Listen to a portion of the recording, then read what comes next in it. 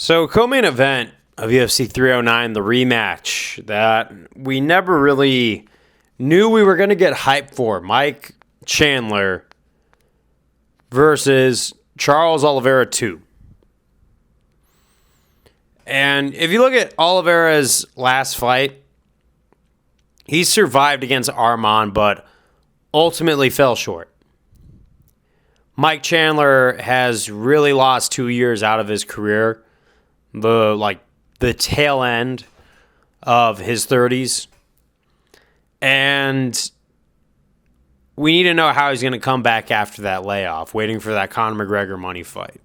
And this is where greed can be a trap sometimes. Because we all know why Mike Chandler wanted that McGregor fight. Because it was marketable. It was a payday. Mike Chandler's been very vocal about him not being here for a long time, but being here for a good time. His fights have been entertaining, but he's been very reckless. He's lost a lot of fights. And his 2 victories are against Dan Hooker and Tony Ferguson, who even Tony Ferguson was clipping Mike Chandler pretty bad in the first round. I thought we were going to see an upset in that fight. You know what? I was in that arena seeing that fight live. I thought Tony was going to bring it home. And then he got a really out-of-nowhere flash kick and got one of the baddest highlight KOs of all time. So he has been here for a good time. But he's shown zero fight IQ. And he's just there to entertain people, which isn't bad. That's what puts fans in the seats. You can't just totally condemn him. He knows he's entertaining. He wants to give us that. So for Mike Chandler's sake, I say thank you for all the entertaining fights. And you know what's the sad part about those entertaining fights? Had he dialed back 5% and picked his shots a little bit more differently, like against Dustin Poirier, maybe Gaethje, but Dustin Poirier in particular, he could have still been as exciting and closed his show and gotten his hand raised against some top contenders. Same thing happened with the Charles Oliveira fight. He was very capable of finishing Charles. 10-8'd him. And Oliveira comes back in the second round and knocks out Michael Chandler because he was being reckless, and then he ran from Charles, and Charles capitalized and hit him with something.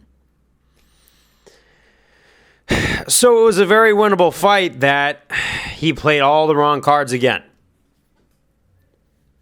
And now, even if he plays all of his cards right, there's the time. How old he is right now. Has he passed it? Has he officially lost it? And there's a lot of pressure on it. It's a sink or swim moment. Because I think Michael Chandler right now is thinking about this. Thinking about all the time he could have won those fights. He could have taken other fights instead of waiting for Conor McGregor. And there might be a little bit of regret. I'm just guessing. I can't know for sure. But if there's a chance for redemption, but it's a final chance.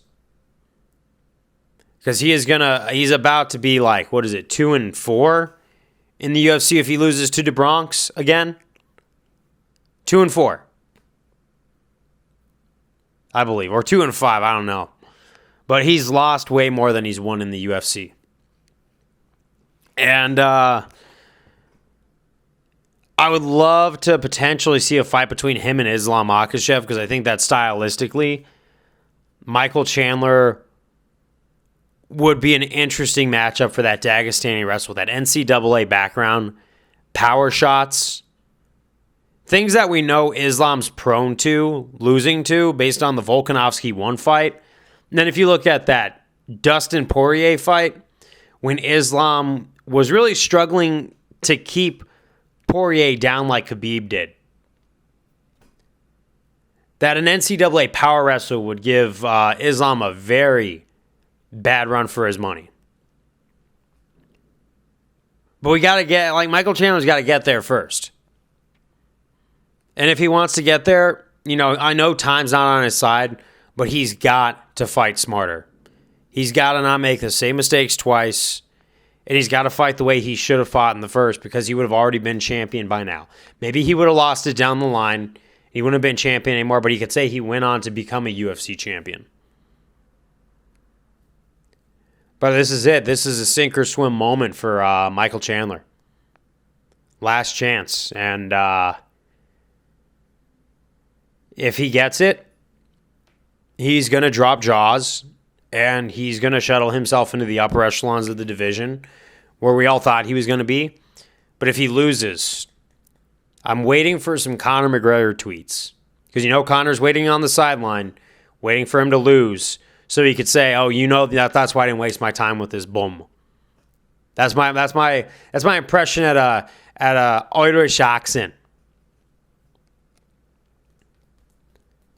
So Michael Chandler, if you are ever on the off chance watching this fight or this fight commentary, fight smart.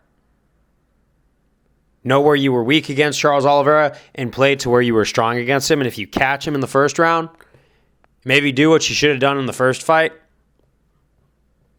You could still close the show, fight smart, and still leave an entertaining spectacle for the internet. Because you don't need to be all over hands and leave your chin out there for everyone to hit just to be entertaining. If you had like a very squared up striking game, he would be a unit in the UFC. He's a unit now, but even more. But you know what? That's what I got to say. I'll see you guys on the next one. Peace out.